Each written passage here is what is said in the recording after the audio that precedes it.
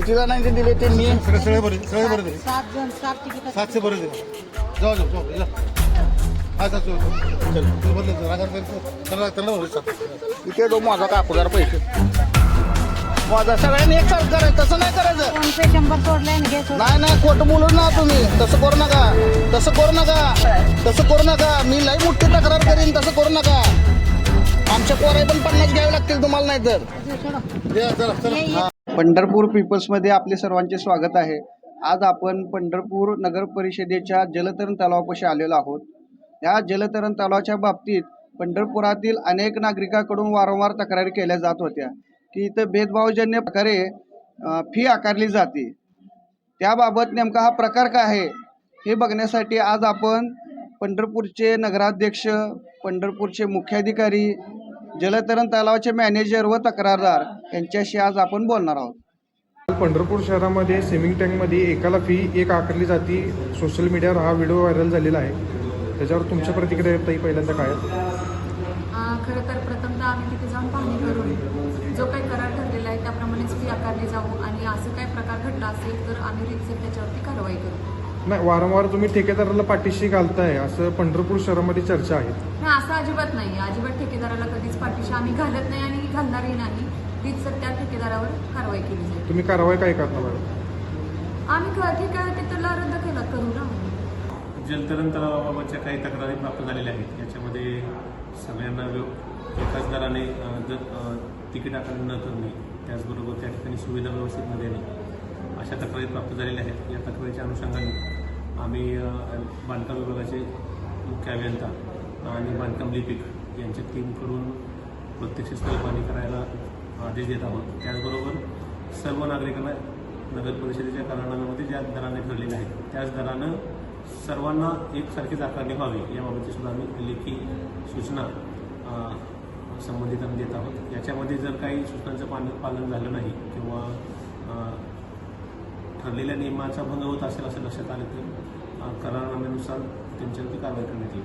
नाही साहेब, पावतीवर तुमचं नगरपालिकेचं आतरित असताना सुद्धा तुमचा उल्लेख नाही, फक्त ठेकेदाराच्या पावतीचाच उल्लेख आहे. जो काय करारनामा झालेला आहे त्या करारनाम्यानुसार नगर परिषद त्यांना चालवा दिलेला आहे. त्यातल्या ज्या अटीशर्ती आहेत त्या अटीशर्ती तपासून त्याच्यानुसार आम्ही त्यांना कारवाईचे निर्देश त्याच्यानुसार कारवाई करत आहोत. नाही, पण फलक तिथं कुठलेच नाहीत. आपल्या नगरपालिकेच्या आतरित असणार सुद्धा फलक कुठलेच नाही साहेब. आपले किती रक्कम आकारली आहे बाकीच्या तेच आपण जे काही त्यांच्याकडून ज्या काही कमतरता आहेत त्या दूर करण्यासाठी प्रत्यक्ष जागेवरती जाऊन पाहणी करून आम्ही त्याच्यावरती कारवाई करतो. रुपये घेतो आम्ही. लहान 4 वर्षाच्या जे लहान मुलं असतात त्यांनी रिक्वेस्ट केल्यावर आम्ही त्यांना 50 रुपये काल चार्ज केला. नाही, कशासाठी केला? तुमची नियमात तसं नगरपालिकेने तुम्हाला पावती पुस्तकावर तुम्हाला सांगितलेलं की बाबा नियम अटी नगरपालिकेचे आहेत का इथं कुठं? नगरपालिकेच्या अटी नगरपालिकेचं तर ठरवून दिल्यामुळे ते 100 रुपये तिकीट प्रत्येक घेतो. नगरपालिकेचं इथं कुठं परिपत्रक आहे का? ते परिपत्रक नाही पण इथं ते पावती तिकीट आहे. परिपत्रक का नाही इथं? नगरपालिकेच्या फाईलमध्ये आहे. नगरपालिकेच्या फाईलमध्ये नाही. इथं तुम्ही इथं घटनास्थळी नाही का? तुम्ही इथं 100 रुपये आकारणी फी करता, कुठल्या बेसिसवर करता? नगरपालिका आदेशाने करतो. नगरपालिकेच्या आदेशाचा इथं कुठं फलक आहे का? इथं फलक रेग्युलर फलक आहे. सीझन पासला फलक लावत नाही. अहो, सीझन 5चा इथं विषय चालू नाही. तुम्ही येणाऱ्या काल माणसांकडून, रहिवाशाकडून तुम्ही एकाकडनं 50 एकाकडनं 100 रुपये असा व्हिडिओ आमच्यापाशी आलेला आहे. त्याच्यावर तुमची काय भूमिका आहे? ते रेग्युलर 100 रुपये कंपल्सरी चार्ज असतोच. लहान मुलासाठी रिक्वेस्ट केल्यानंतर आम्ही काल 50 रुपये घेतलो. मग नगरपालिकेचा फलक आहे का? तुम्ही लावलाय का कुठं? नगरपालिकेच्या तो नगरपालिकेमध्ये फाईलमध्ये त्यांचं आहे. फाईलमध्ये नाही तर स्थानिक लेवल इथं नाही का? तुम्ही इथं स्विमिंग पूलचे पैसे आकारता ना? इथे पुस्तक पावती लिहिलेलं असतं. भागवा येतो. पावती पुस्तक संपल्यानंतर तुम्ही नगरपालिकेला जमा करता का? हिशोब आम्ही नगरपालिका हिशोब असतो. नगरपालिकेला जमा करता का? नगरपालिका जमा करा काय प्रश्न आहे त्यांचा? काय प्रश्न आहे त्यांचा? नगरपालिका जमा करा प्रश्न येत नाही. प्रत्येक आम्ही 100 रुपये तिकीट पावती काढतो. ठीक. आता तिकीट देतो आम्ही. नमस्कार. काल तुम्ही जो व्हिडिओ व्हायरल केलता ते नेमकं कशासाठी आणि नेमकं तुमच्याबद्दल काय घटना घडली तिथं? काल मी, माझा मुलगा आणि माझा एक मित्र आम्ही 3 जण स्विमिंग पूलला पोहायला गेलो होतो. त्यावेळेस आम्ही तिकीट विचारलं असताना आम्हाला 100 रुपये प्रत्येकी तिकीट सांगितलं. बरं ठीक आहे म्हणलं, आम्ही प्रत्येकी 100 रुपये द्यायला तयार आहे. नंतर आमच्या आधी काही 5-6 जण तिथं आले होते. त्यांचं तिकीट त्यांनी 50 रुपयांनी घेतलं होतं. याचाच मी जाब विचारल्यानंतर त्यांनी म्हणले लहान असू दे मोठा असू दे प्रत्येकी 100च रुपये तिकीट आहे. मग मी त्यांना असं विचारलं की तुम्ही यांच्याकडनं 50 का घेतले? हा अन्याय करताय तुम्ही जनतेवरती. सर्वसामान्यांना एक वेगळं तिकीट आणि विशेष काही लोकांना एक वेगळं तिकीट. हे असं कधीपर्यंत चालायचं? नगरपालिकेनं तिथं काही दर वगैरे पण लिहिलेले नाही आहेत. तुमची नगरपालिकेकडे मागणी काय आहे? काय नाही, सखोल चौकशी व्हावी, तिकिटाचे दर कमी व्हावे. 100 रुपये एका तासाला परवडण्यासारखं नाही आहे आणि तोंड बघून पैसे घ्यायचे बंद करावे. एकाला कमी एकाला जास्त, सर्वसामान्यांना सर्वांना एकसारखं तिकीट असावं आणि ते सगळ्यांना परवडेबल असावं असं असावं.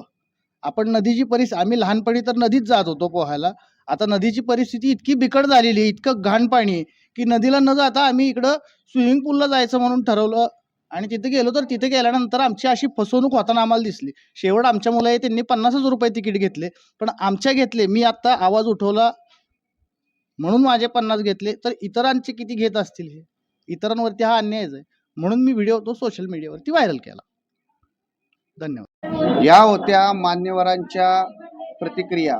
पण मूळचा विषय हा आहे, तलाव आहे त्या तलाव ज्या नगर परिषदेनं ज्या खाजगी कंत्राटदाराला चालवायला दिलेला आहे, त्या कंत्राटदारावर यापूर्वी या जलतरण तलावामध्ये मृत्यू झालेल्या एक व्यक्तीच्या बाबत गुन्हा दाखल आहे.